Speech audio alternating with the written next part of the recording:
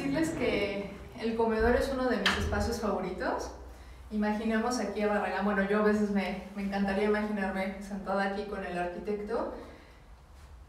Este espacio se transforma completamente en la noche, bueno, por lo menos para mí es fantástico. También nos preguntaban sobre la tecnología que utilizaba. Evidentemente Barragán por su época utilizaba lámparas incandescentes. Ahora, yo le estoy diciendo lámpara porque no quiero que ningún experto de iluminación me regañe, pero la manera correcta de llamarle a un foco, en realidad no se dice foco, se dice lámpara, y a las lámparas se les dice luminarios. Entonces, las lámparas que utilizaba Barragán era de tecnología incandescente. Sin embargo, pues nosotros como museo nos hemos tenido que ir adaptando a estos cambios. No hemos reemplazado al 100%, pero sí hemos hecho pruebas con tecnología LED. Evidentemente conseguimos la misma temperatura de color, que son 3000 Kelvin. Sin embargo, hacemos pruebas y créanme que al ojo humano y al ojo del más experto y experto iluminador, créanme que no se nota la diferencia con las pantallas. Entonces seguimos trabajando continuamente en mejorar esta parte, pero lo hacemos de manera muy respetuosa. La iluminación sigue estando exactamente como la dejó Barragán, o sea, me refiero a los puntos donde están situados las luminarias, son los lugares en los que los dejó Luis Barragán. Entonces todo es original. Ahora queremos mostrarles un pequeño paseo por el jardín para que conozcan la fachada posterior que generalmente nunca se muestra ni en los recorridos. Entonces hoy lo vamos a ver.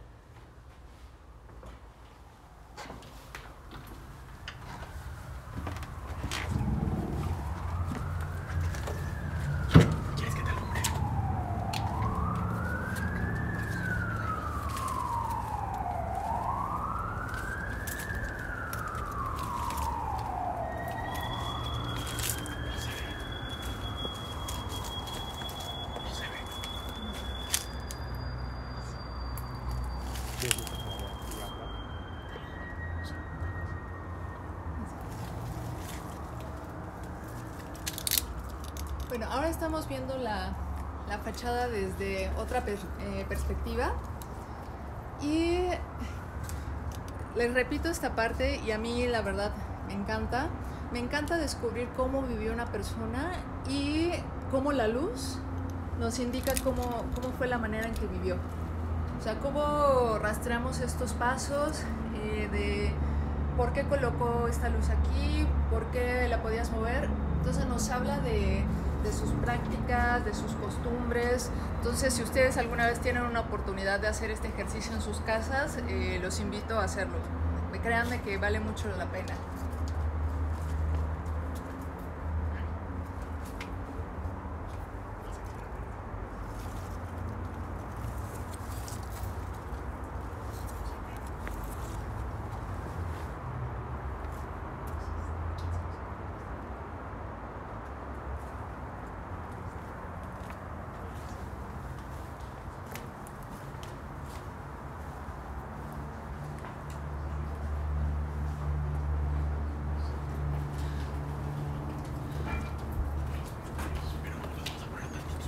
Ok, bueno, queremos decirles algo. Sabemos que desactivamos los comentarios, pero esto fue para que ustedes pudieran ver perfectamente la casa y no les estorbaran. Pero ahorita queremos activarlos por si tienen algunas preguntas del final. Hasta aquí hemos recorrido en realidad casi toda la casa.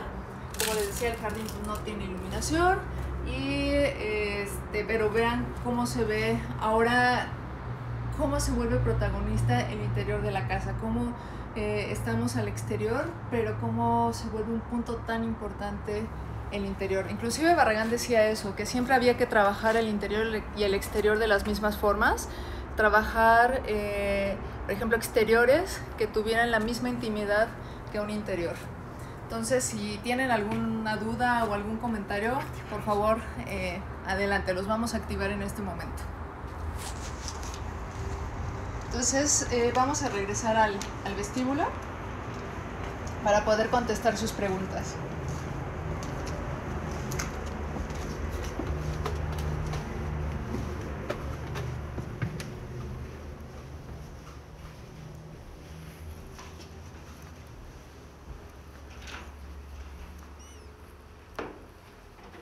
No importa, se me hace que hablo, ¿no?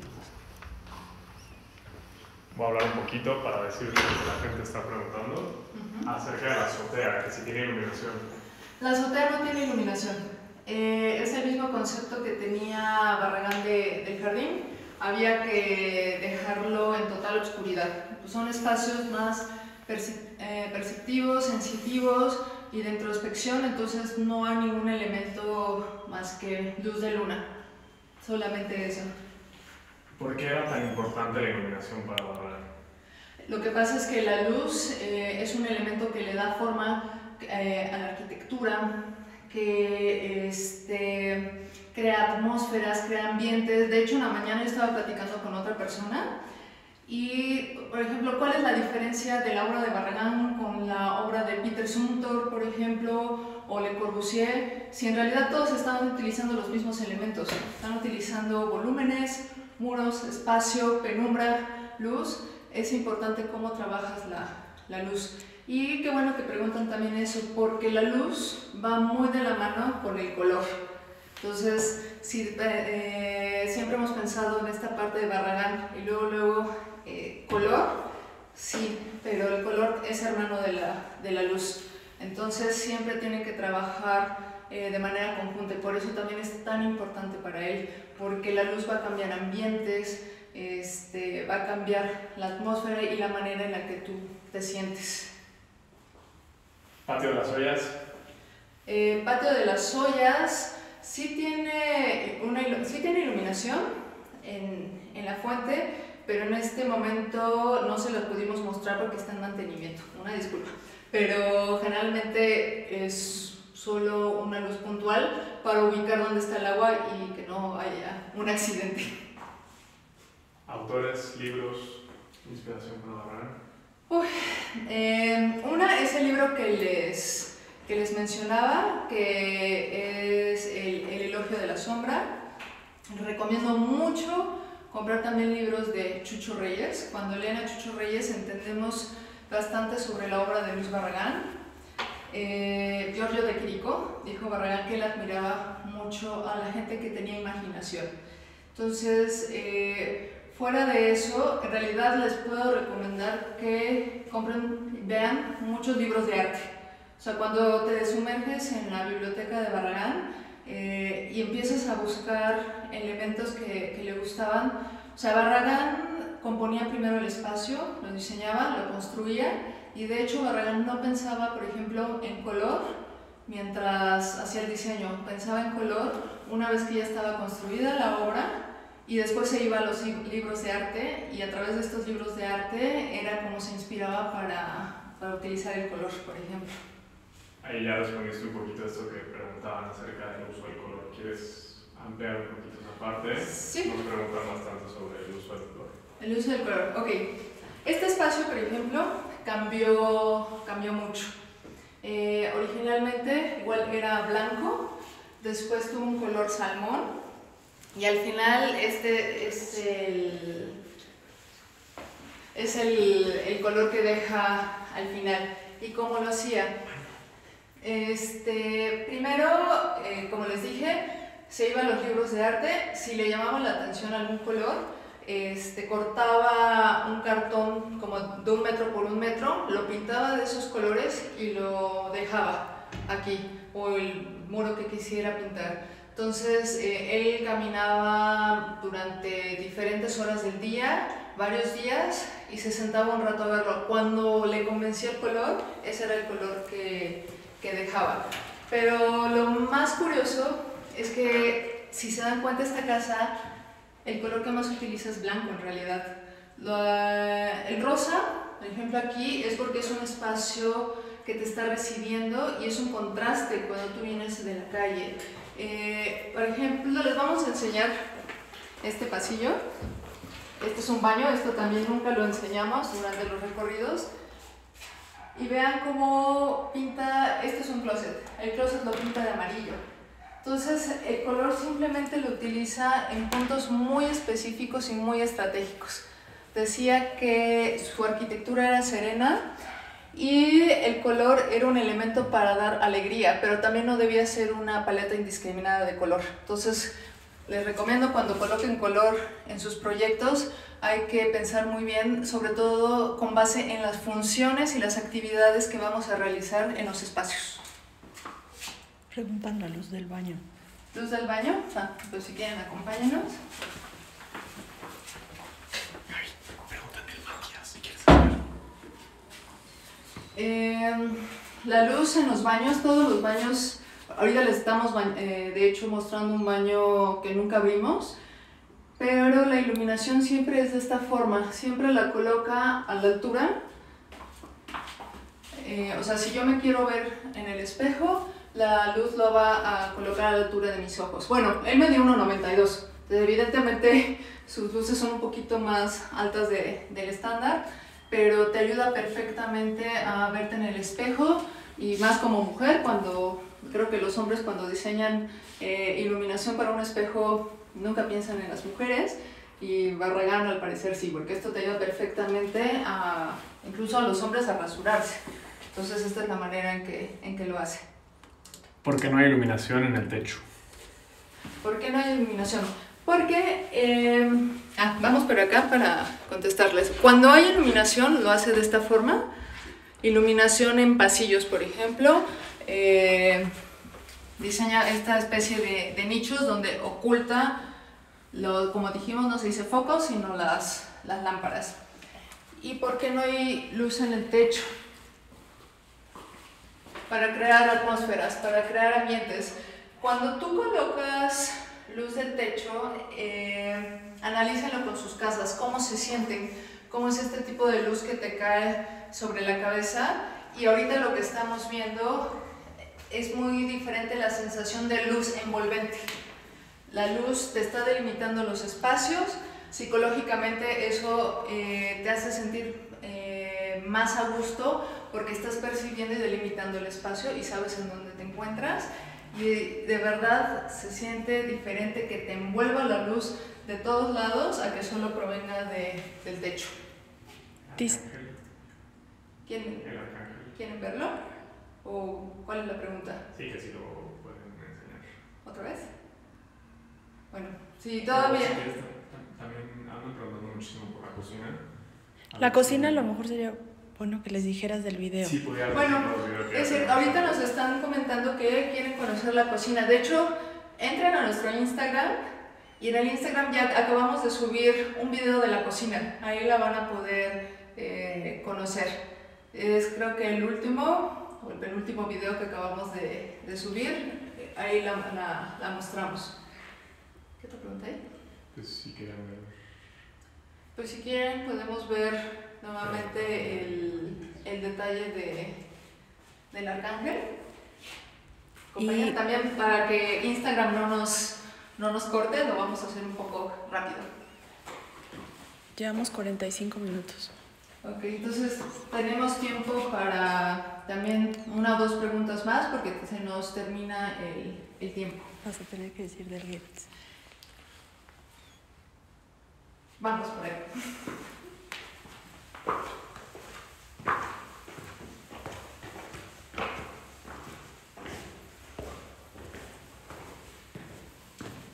Nos preguntaban sobre el cuadro de Matías Geritz. En este momento se encuentra en limpieza. Entonces les prometemos que cuando podamos abrir la casa después de esta contingencia lo vamos a poder ver. Entonces querían volver a ver el arcángel. Noten la sensación de espiritualidad.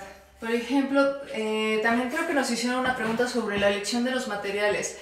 Es muy importante, por ejemplo, cómo utiliza la madera y estos muros con textura. Imaginen este mismo lugar, por ejemplo, con concreto. Barragán dijo que uno de los materiales que nunca utilizaría era concreto aparente, porque da una sensación de frialdad. Entonces por eso siempre utiliza, dice, materiales, ¿no?, que sean locales, que nos recuerden evidentemente esta niñez o estas memorias que les mencionaba al principio, pero sobre todo porque son materiales más acogedores. Entonces evidentemente la madera con la luz color ámbar va a ayudar mucho a esta sensación de espiritualidad. ¿Qué otra pregunta hay? Del cuarto de Barragán preguntaban el nombre del cuadro, la Anunciación. La Anunciación. Y de los cuadros del Tampanco, sí son George Rouault. Ah, sí, los cuadros de Tampanco son George Rouault. Si quieren los podemos ver.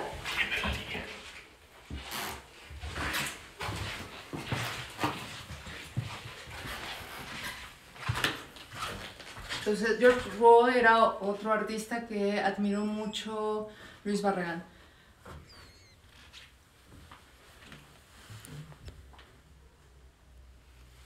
¿Alguna otra pregunta? Espera.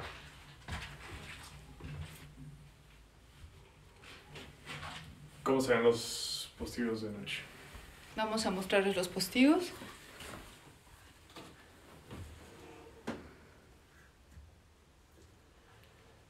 Bueno, obviamente aquí va a estar involucrada la luz de la calle, pero situamos esta casa que es del 47, evidentemente no existía esta luz.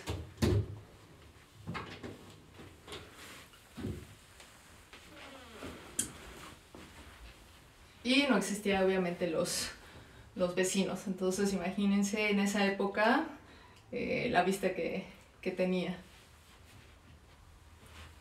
¿En qué pintores se inspiraba, aparte de Giorgio de Chirico? ¿El neoplasticismo tuvo influencia en él? Claro que sí. Bueno, en realidad, cuando empiezas, más bien, les voy a decir un tip que te daba Luis Barragán. Cuando muchas personas quieren saber cuál es la inspiración de Barragán, qué tipo de arquitectura hacía, en realidad, incluso el mismo Barragán contestaba de esta manera: mi arquitectura es personal. Ahora nosotros decimos su arquitectura era personal y de carácter universal. Pero esto era porque cuando venían los estudiantes de arquitectura a hablar con Barragán, le preguntaban qué lo inspiraba, qué le gustaba, etcétera, etcétera. Y él decía: si quieres conocer mi arquitectura, no te vayas al resultado final, no veas el resultado final, vete a las fuentes de todo lo que yo vi. Entonces, cuando te empiezas a involucrar, por ejemplo, en neoplasticismo, por ejemplo, está Theo van Doesburg, perdón, no lo puedo pronunciar tan bien, pero en su... se me fue la palabra, disculpen, no es reglamento, es en su manifiesto, en el manifiesto neoplasticista, uno de los puntos te dice que para que tú tengas armonía no necesariamente debe existir simetría. O sea, es lo mismo que está haciendo los postigos, no son simétricos, sin embargo no quiere decir que no sean armónicos, en realidad esto es pitagórico. Entonces Barragán, esa es una influencia que tiene, nunca centra nada, pero es debido a esto. Váyanse mucho a las fuentes de lo que descubrió, por ejemplo, cuando viajó a Marruecos, toda esta arquitectura árabe donde te habla, dice que son casas de gran señorío al exterior y de gran alegría al interior. Entonces también, por si alguna vez se han preguntado por qué las fachadas de Barragán no te dicen nada, es justo por esta inspiración. Le Corbusier, la parte funcionalista, pero además la parte moderna y la parte vernácula. O sea, Barragán es la suma de todo lo que vivió, de toda su influencia de niño. Entonces, todos los artistas en realidad son eso, ¿no? Nosotros lo que les recomendamos es lo mismo que hizo Luis Barragán: viajar, conocer gente, observar, sobre todo observar, y como decía él, más que razonar, desarrollar una sensibilidad para sentir las cosas. Decía que, por ejemplo, la buena música ayuda a un arquitecto. Entonces, o sea, lo estamos viendo aquí con su colección de discos. Entonces, Barragán es la influencia de toda una vida y de muchas personas. A ver, el taller Luis Barragán pregunta: si Barragán hubiera diseñado esta casa en esta época, ¿piensan que esta casa hubiera sido muy distinta con la tecnología que Yo creo se que tiene? sí. Totalmente hubiera sido, a lo mejor visualmente no, pero constructivamente sí. Y eso nos hemos dado cuenta porque, bueno, yo personalmente me encargo de la parte de restauración y mantenimiento de la casa. Y para mí ha sido una sorpresa cada cosa que encontramos cuando abrimos, pero vemos que es una persona muy adelantada a su época. Usaba sistemas constructivos muy clásicos y sistemas constructivos para su época totalmente adelantado. O sea, sí tenemos, por ejemplo, las vigas, pero también utiliza losas de concreto, vigueta y bovedilla,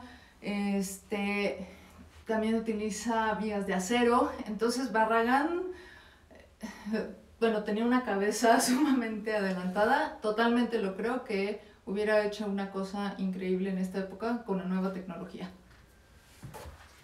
¿Algo más? Pues también andan preguntando mucho por mobiliario. No sé si quieras ya como últimas preguntas, ir a un espacio donde haya más ejemplos De mobiliario, ok. Bueno, aquí tengo un mueble. Este lo diseñó específicamente Barragán. Hay una línea y siempre hablamos entre Clara Porcet y Luis Barragán. No sabemos exactamente quién diseñó qué, solo sabemos que sí colabora en algunos muebles Clara Porcet. Pero, por ejemplo, este es diseño de Barragán y Barragán, les repito, medía 1,92 y el diseño del sillón es más largo, específicamente para sus piernas, para que sea más cómodo. Las mesas, como les mencioné, tiene los elementos para empotrar las luminarias. La forma en que esconde... vamos a usar la misma. La forma en que esconde, por ejemplo, este muro es un closet. Y esto lo podemos notar porque solamente le puso la aplanada del acabado sobre un closet. De hecho, vamos si quieren, a la escalera y vamos a notar cómo hace ese detalle.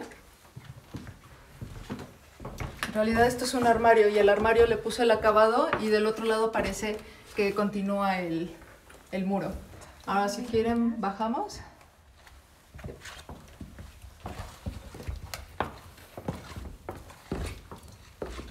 Por ejemplo, la sala. Les voy a mostrar algo que les va a gustar. El diseño de la sala es una sala de cualquier casa en Marruecos, una sala bajita, pero a lo mejor es tan sencillo lo que hace Barragán. Es un colchón individual. Lo único que hace es hacerle una base, un colchón, y evidentemente los textiles también son importantes para él. Son de algodón, él los coleccionaba, pero cómo logra con una base y un sillón y los cojines lograr un reposo para sus amigos. Igual lo que les comentaba, los sillones más largos para sus piernas. Clara Porcet pregunta. Clara Porcet, lo que sabemos de ella en esta casa, si quieren lo vemos de este lado. Lo que sí sabemos que es de Clara Porcet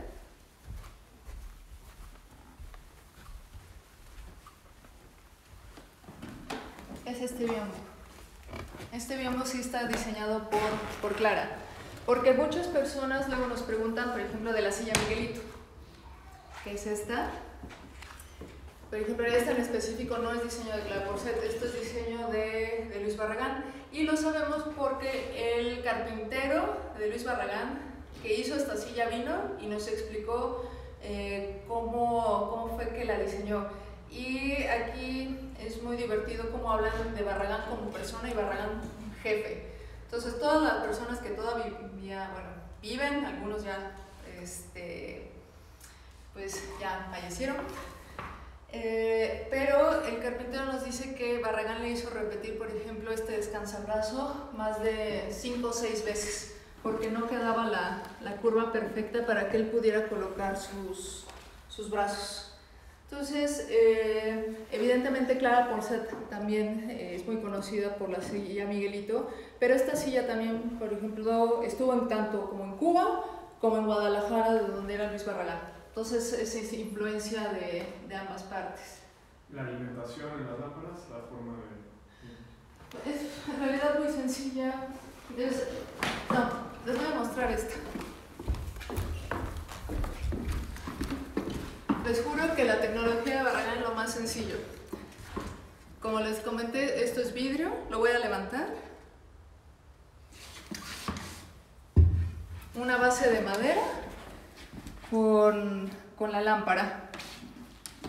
O sea, como ustedes pueden ir a una ferretería, comprar una base, un socket y la lámpara, y como ven va conectada a la corriente directa con una pantalla que podría ser incluso papel a mate. Esto les va a funcionar, y en lugar de un vidrio a lo mejor un acrílico. Sí, es un poco diferente cómo va a dar la luz, pero más bien aquí es que pesa. O sea, lo ingenioso que hizo él es la manera, como les digo, de colocarlas con base a cómo son sus actividades, cómo son los recorridos. Entonces, por eso les repito que es muy importante ir observar cómo son las transiciones y qué es lo que quiero mostrar, cuál es la atmósfera que quiero lograr, y experimentar mucho, porque esto que estamos viendo Barragán no lo hizo la primera. Hizo la casa en el 47 y esta casa se fue transformando durante 40 años, siempre la estuvo renovando. Creo que tenemos dos últimas preguntas. Okay, Han dos últimas estado preguntas. insistiendo un poquito en la vegetación en el interior. Quizás podamos hablar de la cuestión de Ana María, y cuando ahí llegamos a tener algo, ¿te acuerdas? Sí. Ok. ¿Y por qué no hay vegetación en el interior? Vegetación en el interior, ahorita encontramos estos. Ana María, les repito, y para los que no nos habían escuchado, Ana María es el ama de llaves que trabajó con Luis Barragán durante los últimos 20 años de vida de Barragán. Ella todavía vive, y ella es la que se encarga también de cuidar esta casa. Ella es la que hace estos arreglos. O sea, los que nos han visitado preguntan sobre ellos.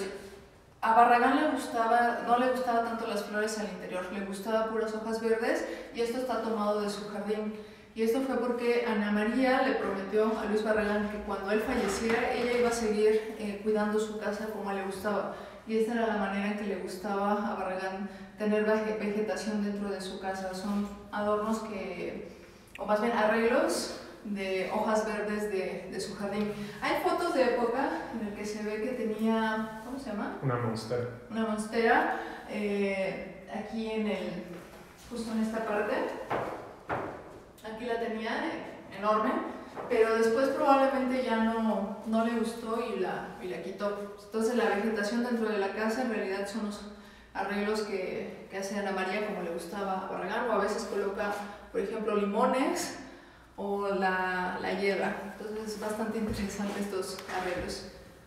Y creo que ya para despedirnos, 3 minutos. preguntaron qué arquitectos admiraba Luis Barragán.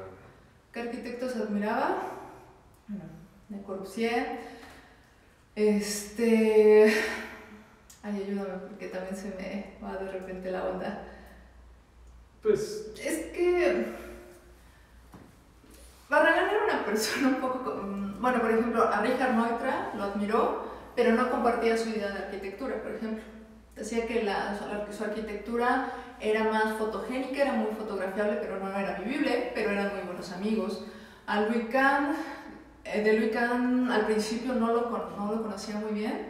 De hecho, el que lo contacta es Louis Kahn a Luis Barragán para colaborar en uno de las obras más importantes y conocidas de Kahn, que es el Salk Institute en La Joya, California. Pero Barragán se refería a la arquitectura de Louis Kahn como una arquitectura muy buena, debido a que trabajaba estos muros sólidos y las sombras y la luz. Por ejemplo, Gio Ponti. Gio Ponti, ¿Qué más? ¿Qué más? Pues es que en realidad... Pues arquitectura vernácula. Vernácula, claro. O sea, decía que las casas más bellas que él había conocido, por ejemplo, es las casas de Michoacán, estos pueblos. Entonces, en realidad, admiraba todo.